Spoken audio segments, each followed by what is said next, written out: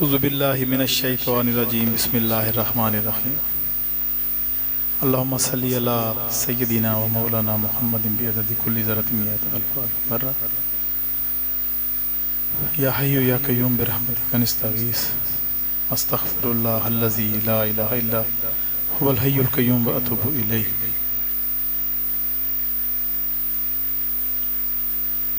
علامہ صاحب کے خطاب کے بعد اور استاد مکرم کے خطاب کے بعد کوئی گنجائش تو نہیں بچی کہ میں کچھ گزارشات کروں،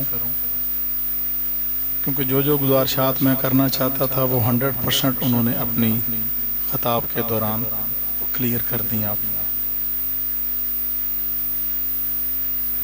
پھر بھی میں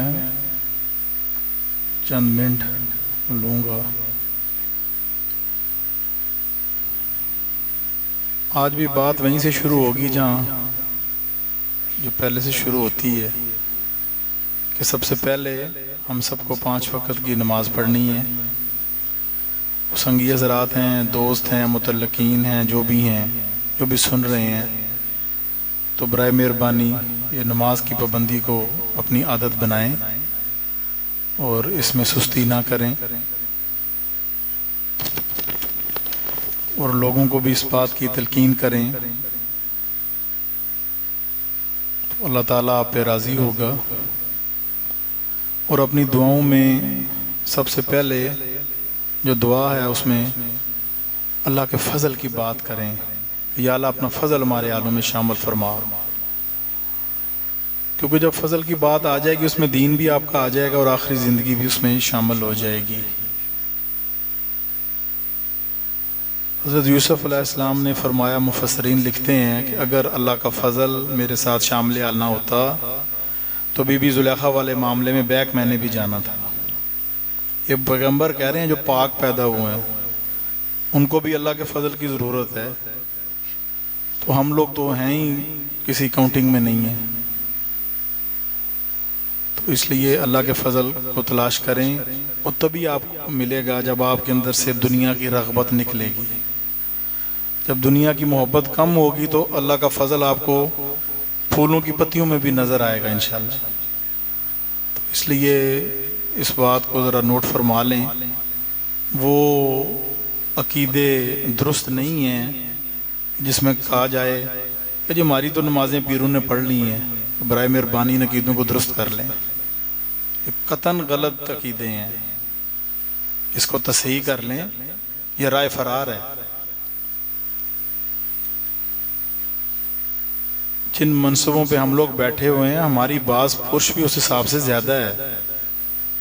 میں راجہ صاحب موجود ہیں، میری ان سے گفتگو بھی ہوئی تھی، اور میں جہاں بیٹھتا ہوں یہ بات کرتا ہوں اور اپنے آپ کو بھی جھنجھوڑتا ہوں میں کہ ہمارے لیے سزا زیادہ ہوگی، کیونکہ ہمارے لیے ذمہ کام بھی زیادہ دیے گئے ہیں کہ آپ نے لوگوں کو بات سیدھی کی تھی کہ نہیں کی تھی۔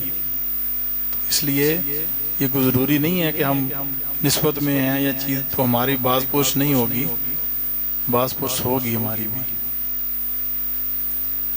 تو ہمیں اپنی محبت آپ صلی اللہ علیہ وسلم سے پکی کرنی ہے، اور وہ تبھی پکی ہوگی جب ان کے احکامات پہ عمل درآمد ہوں گے۔ پوری رات محفل میلاد منا کے اور صبح فجر کی نماز نہ پڑھنا، یہ کہاں کی محفل میلاد ہوئی؟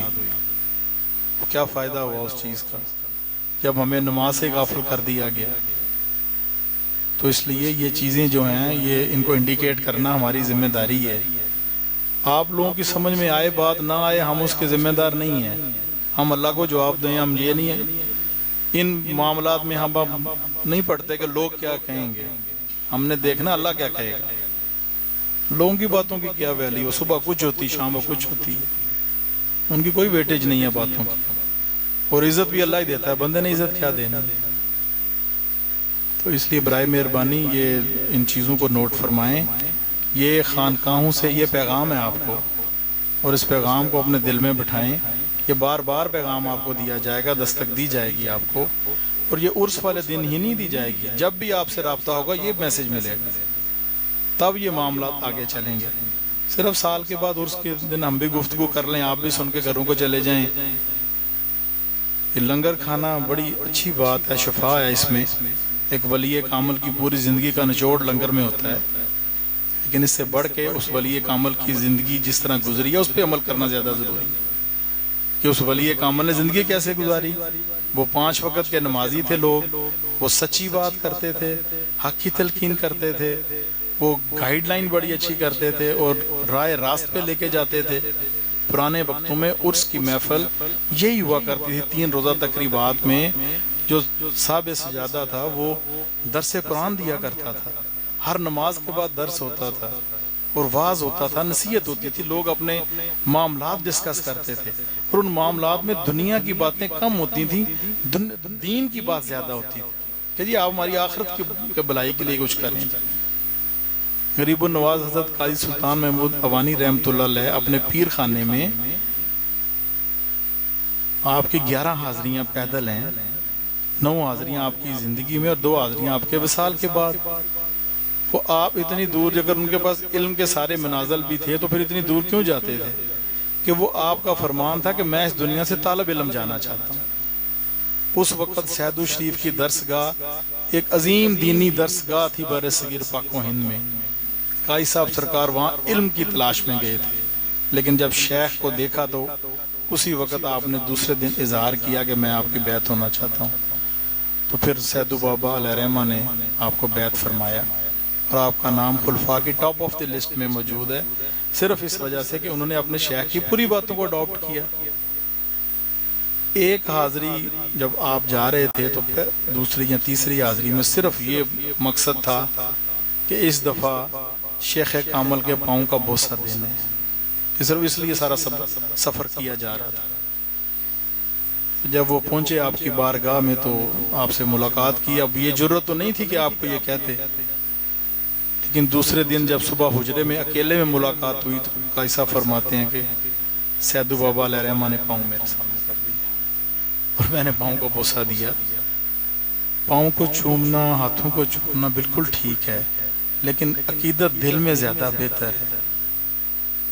حضرت مولا علی رضی اللہ تعالیٰ عنہ شیر خدا, جب آپ صلی اللہ علیہ وسلم نے ان کو فرمایا کہ میرے کندھوں پہ چڑھ کے بت ڈھا دیں, انہوں نے تو نہیں کہا کہ حضور میں نے نہیں چڑھنا, انہوں نے 1 منٹ لگایا, چڑھ کے بت ڈھا دیے. نعوذ باللہ, کیا وہ بے ادب تھے؟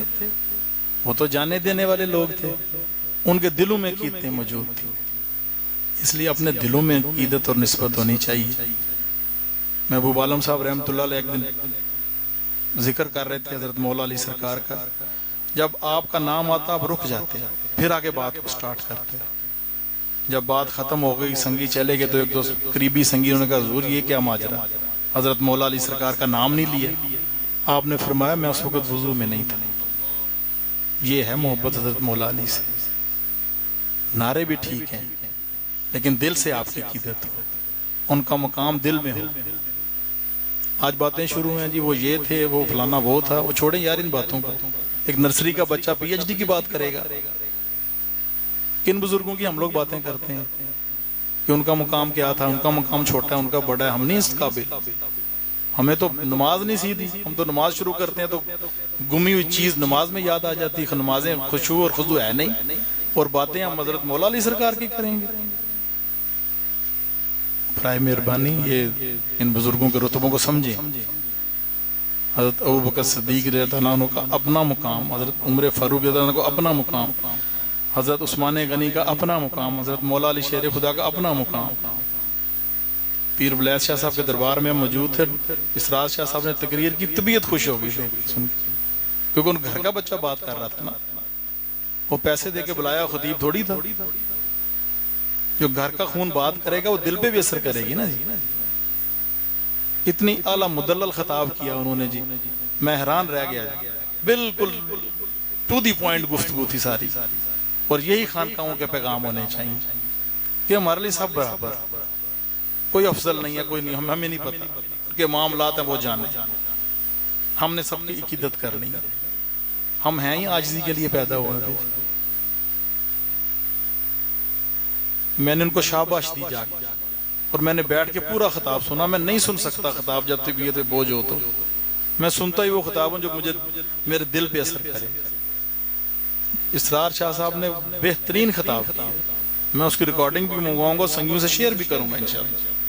کہ انہوں نے، اور میں انصار شاہ صاحب کا بھی کو مبارکباد دیتا ہوں کہ ان کی تربیت کا نتیجہ یہ پیر نصیب علی شاہ صاحب کی درگاہ پہ ایک یہ فیضان جاری ہو رہا ہے اور لوگ پرانی بات کر رہے ہیں. میں راجہ صاحب کے ساتھ بھی بیٹھا تھا تو میں نے کہا ہم نے اپنی خانقاہوں کو ریورس لے کے جانا ہے, ہم نے نئی جدت نہیں لانی ہے, ہم نے اپنے بزرگوں کے جو آباء و اجداد کے وقت کی خانقاہیں تھیں اس پیٹرن پہ لے کے جانا ہے, جو 1900 میں 1876 میں قاضی صاحب کا دربار تھا, جو اس وقت معاملات ہوتے تھے ہم نے اس میں جانا, ہم نے نئے دور میں نہیں داخل ہونا.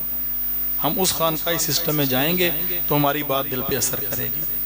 اور دوسرا یہ کہ عقیدت اور محبت جو سیکھیں آپ, تو آپ دیکھیں کہ حضرت ابو بکر صدیق رضی اللہ عنہ کی بات میں اس دن ذکر کر رہا تھا کہ آپ صلی اللہ علیہ وسلم کے وصال کے کچھ دن بعد آپ نے نماز پڑھائی اور نماز پڑھا کے آپ ایک رستے میں چل پڑے, اور حضرت عمر فاروق رضی اللہ عنہ بھی آپ کے پیچھے چل پڑے. کچھ عرصہ آگے جا کے وہ کبھی اس طرف جائیں, کبھی انہوں نے بازو پکڑ لیا. انہوں نے کہا ابو بکر کیا بات ہے, کدھر جا رہے ہیں, کیا؟ انہوں نے کہا عمر آپ صلی اللہ علیہ وسلم ایک دفعہ سفر پہ تشریف لے گئے تھے تو اس راستے سے واپس آئے تھے, تو میں اس راستے پہ جا رہا ہوں کہ شاید آپ ادھر سے تشریف لے آئیں. تو عمر فاروق نے بازو سے پکڑا, ابو بکر کیا کرتے ہیں, خلیفہ وقت ہیں آپ کا تو وصال ہو گیا, وہ کیسے آئیں گے اس طرف؟ تو بتاتے ہیں کہ وہ بھی زارو قطار رویا, عمر فاروق بھی زارو قطار رویا. یہ محبت کی اینڈ نہیں ہے تو اور کیا ہے؟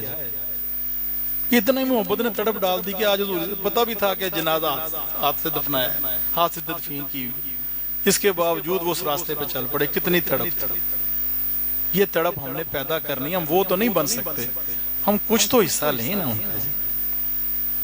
وہ یہ کہنا نہیں کہ وہ تو بڑے لوگ تھے ہم تو چھوٹے ہیں, ان بڑوں نے یہ کام ہمارے لیے کیے تھے. آپ صلی اللہ علیہ وسلم نے طائف میں پتھر کس لیے کھائے؟ پتھر روکے نہیں جا سکتے تھے, پہاڑ اٹھائے نہیں جا سکتے, سب کچھ کیا جا سکتا. وہ ہمیں میسج تھا کہ یار برداشت کرنا, میں نے کیا تم لوگ بھی کرو. ایک نبی ہو کے بندہ پتھر کھا کے خون پاؤں تک آ گیا, کیا وقت ہوگا وہ جس کو. آپ قرآن شریف پڑھے, میں علامہ صاحب کو پتہ ہم جو پڑھ رہے ہیں, ایسی پیاری تربیت بھی آپ صلی اللہ علیہ وسلم کی فرمائی جاتی ہے. ہر چیز تربیت کی گئی آپ کے ساتھ, گائیڈ لائن تھی پوری سارے معاملات. جب کفار کے بارے میں کہا گیا کہ یہ لوگوں نے آپ کی بات نہیں سننی, ان کی قسمت میں ہم نے کفر لکھ دی ہے. لوگ کہتے ہیں وہ جی اللہ تعالیٰ پھر چاہتا تو کافروں کو بھی مسلمان کر دیتا. یہ کانسیپٹ غلط ہے. اللہ قرآن میں فرما رہے ہیں ان کی قسمت میں کفر لکھ دی ہے, ان کے دل پہ مور لگا دی. ختم اللہ علی قلوبہم, ان کے دلوں میں مور ہے, اور یہ سنتے ہی نہیں ہیں.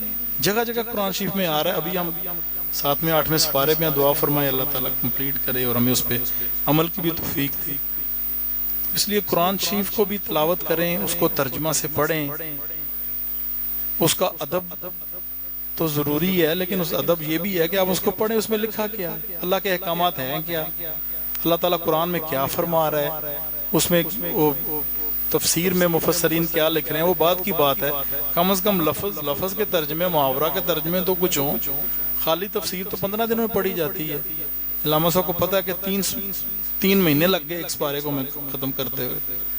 برائے مہربانی آپ قرآن شریف کو ترجمے سے پڑھیں, قرآن کی طرف آئیں, آپ کے دلوں میں اطمینان پیدا ہوگا, دنیا کی محبت نکلے گی تب آپ کے دلوں سے. ہم شارٹ کٹ میتھڈ میں جاتے ہیں, جی ہم نے دعا کرا دی بس ٹھیک ہے ختم ہو گیا. ہم دعا تو ضروری ہے, لیکن دعا کے پیچھے عمل ضروری ہے نا جی سارا. ایسے تو معاملات نہیں چلیں گے. محبوب عالم صاحب رحمۃ اللہ علیہ کے ساتھ اگر حضرت قاضی صاحب کی دعا تھی تو ساتھ علم بھی موجود تھا. آپ 5 وقت کے نمازی تھے. ایک مولوی شریف صاحب نے ایک دن خط لکھا چک جھمرے سے, اس میں لکھا کہ جناب مجھے دقت ہے بڑی, رزق میں دعا فرمائے. تو محبوب عالم صاحب نے خط کے جواب میں لکھا کہ مولوی صاحب اگر آپ کے پاس گوشت کے پیسے ہیں تو گوشت کے ساتھ روٹی کھائیں, اگر آپ کے پاس دال کے پیسے ہیں تو دال کے ساتھ روٹی کھائیں, اگر دال بھی میسر نہیں ہے تو اچار کے ساتھ روٹی کھائیں, اگر اچار بھی میسر نہیں ہے تو خالی روٹی کھائیں, اللہ بھلا کرے گا آپ کا. یہ توکل ہے نا یہ چیزوں کی. یہ باتیں ایسی نہیں ہیں. ہم ان کے سوانح حیات پڑھیں گے تو تب ہے نا. ہم خانقاہوں پہ تو جاتے ہیں, ان کے بزرگوں کی کتابیں موجود ہیں سب, وہ برائے مہربانی ان کتابوں کو پڑھیں اور ان کو اپنے اندر بسائیں اور دیکھیں ان بزرگوں نے زندگی گزاری کیسی, پھر اس پہ عمل کریں. پھر عقیدت کا مزہ ہے, پھر یہ سارے عرسوں کی محفل کا مزہ بھی تب بھی ہے. ورنہ آپ آئیں گے, میں بات کروں گا, بات ختم ہوگی, کہانی ختم ہوگی ساری. جب تک ہم کچھ لے کے نہیں جائیں گے ان آستانوں سے، یہاں سے کچھ ملے گی نہیں، ہم بھی جواب دیں، آپ لوگ بھی جواب دیں۔ تو یہ اللہ تعالیٰ کے احکامات کی پابندی کریں، قرآن شریف کو ترجمے سے پڑھیں، آپ کو پتہ چلے قرآن میں ہے کیا۔ یہ مت سوچیں کہ میں 60 سال کا ہوں تو اب میں پڑھوں گا تو لوگ کیا کچھ بھی نہیں کہیں گے۔ آپ شروع تو ہوں، اللہ بلا لے گا آپ کو، تو کم از کم ہم کہیں گے یا اللہ ہم تو اس راستے پہ چل پڑے تھے، تیرا بلاوا آ گیا، ہم حاضر ہو گئے۔ یہ مت سوچیں، اور یہ بھی مینجمنٹ نہ کریں کہ میں ریٹائرمنٹ ہوگی تو پھر پڑھوں گا، کیا پتہ کل وقت آئے کہ نہ آئے۔ علامہ صاحب موجود ہیں، جس دن پہلے دن شروع کرایا، مجھے کہا کل انشاءاللہ شروع کریں گے، میں نے کہا آج کریں، کل پتہ نہیں کیا زندگی ہے کہ نہیں۔ الحمدی پڑھا دیں، پتہ نہیں بسم اللہ کا ترجمہ پڑھا دیں، کیا پتہ کل زندگی نہ رہے، یہ تو کسی کو نہیں پتہ نا جی۔ اس لیے موت کو یاد رکھنا بہت ضروری ہے۔ موت مانگنے کا حکم نہیں ہے، لیکن یاد تو رکھنا ہے اس کو، لمحہ بلمحہ یاد رکھیں گے۔ جب آپ یاد رکھیں گے، اللہ کے احکامات کی پابندی کریں گے، اس کے راستے پہ چلیں گے، آپ کو میں گارنٹی دیتا ہوں موت سے ڈر نہیں لگے گا۔ آپ اللہ کے حضور سرخرو ہو کے پیش ہوں گے، یا اللہ ہم نے آپ تیرے راہ پہ چل پڑے، اب تو معاف کر دے، بخشش فرما دے۔ مغفرت کرنے والی ذات تو اللہ کی ذات ہے نا۔ ان آستانوں پہ، خانقاہوں پہ منسلک ہونے کا فائدہ تبھی ہے جب آپ نماز کی طرف آئیں، جب آپ جھوٹ چھوڑ دیں، سچ بولیں، اپنی روزی کو حلال کر لیں۔ ہم لنگروں میں اگر حرام کا پیسہ ڈالیں گے تو کیسے برکت لنگر میں آئے گی؟ اور لنگر کی برکت بھی ختم ہوگی، اس میں شفا بھی ختم ہو جائے گی۔ تھوڑا بنا لیں لنگر، ستھرا بنا لیں، حلال کا بنا لیں۔ ضروری نہیں ہے کہ گوشت ہی ضروری ہے، دال بھی ٹھیک ہے۔ حلال روزی سے بنائی ہوئی دال حرام کے گوشت سے 100 درجے پہ۔ اور یہ چیزیں ساری میں آپ کو اس لیے بتا رہا ہوں، یہ میرے اپنی زندگی کے تجربات بھی ہیں سارے۔ تو ایک تو یہ بات ضروری ہے، دوسرا یہ ہے کہ جتنی بھی خواتین ہیں وہ پردے کے معاملات کو ذرا سمجھیں۔ قرآن شریف میں واضح لکھا ہوا ہے کہ چہروں کو ڈھانپ کے رکھیں۔ آپ صلی اللہ علیہ وسلم ایک دن تشریف فرما تھے صحابہ کرام کے اندر، تو کہنے لگے بھئی بتاؤ ایک مرد کا عورت کے ساتھ شادی کرنے کے لیے عورت کی کن خوبیوں کا ہونا ضروری ہے؟ اس میں ایک صحابی رسول اٹھے، انہوں نے کہا یہ ضرور 5 وقت کا نمازی ہونی چاہیے بھی۔ آپ نے فرمایا بالکل ٹھیک، اور بتاؤ۔ انہوں نے کہا جی وہ باپردہ ہونی چاہیے۔ آپ نے کہا بالکل ٹھیک، اور بتائیں۔ جب کافی دفعہ آپ مطمئن نہ ہوئے تو حضرت مولا علی سرکار تشریف فرما، آپ اندر بی بی فاطمہ علیہ السلام اللہ علیہ کے پاس چلے گئے۔ آپ نے کہا حضور صلی اللہ علیہ وسلم مطمئن نہیں ہو رہے، آپ بتائیں کہ کیا خوبیاں ہونی چاہیے۔ اب سنیں جواب حضرت بی بی فاطمہ علیہ السلام۔ آپ نے فرمایا کہ ایسی بی بی ہونی چاہیے جس کی کسی غیر محرم پہ نظر نہ پڑی ہو، اور اس پہ بھی کسی غیر محرم کی نظر نہ پڑی ہو۔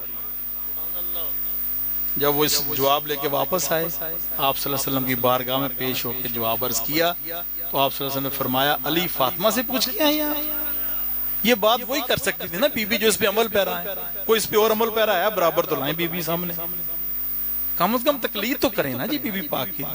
بی بی پاک سے نسبت تو تب ہی ہے کہ انہوں نے غیر محرم کا نظر ہی نہیں ان کو آئی۔ انہوں نے تو وصال والے دن بھی کہا کہ میرا نظر بھی نہ آیا، جسد جنازہ بھی نظر نہ آیا۔ ہم وہ تو نہیں بن سکتے، وہ پاک بی بی ہیں، لیکن ہم ان کی باتوں کو مان تو سکتے ہیں نا۔ ہم ان کے نام تو بڑے لیتے ہیں، ابھی ہم زارا تیرے پہ قربان، ان کے بیبیاں ان کے پردے پہ چلیں نا ذرا۔ چادر تطہیر کا سایہ تو تبھی ملے گا نا، دعا مانگنے سے تو نہیں ملے گا۔ وہ چادر تبھی ملے گی جب آپ نے چادر خود اوڑھنی ہے، جس طرح بی بی پاک نے اوڑھی۔ وہ اوڑھیں گے تو نظام چلے گا نا، ایسے تو نہیں چلے گا کام۔ اور میری خواتین سے بھی ریکویسٹ ہے کہ یہ پردے کو اپنا شعار بنائیں، یہ بہت ضروری ہے۔ آپ بڑی برائیوں سے دوسروں کو بھی بچا لیتے ہیں اور خود بھی بچ جاتے ہیں، اور اس پہ کوئی کمپرومائز نہیں ہے۔ کوئی ناراض ہوتا ہے برادری ناراض ہو جائے، اللہ تو راضی ہونا یار۔ کسی چاچے مامے کی ماسی کی ہمیں کیا فکر ہے، اس میں ہو جائے ناراض۔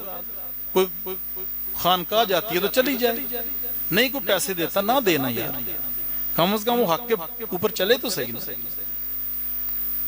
اور اس لیے حق کی بات کریں، اور اپنے جو ہمارے خانقاہوں پہ آنے والے آپ لوگ ہیں، آپ اللہ کے احکامات کی پابندی کریں اور دین کے راستے پہ چلیں۔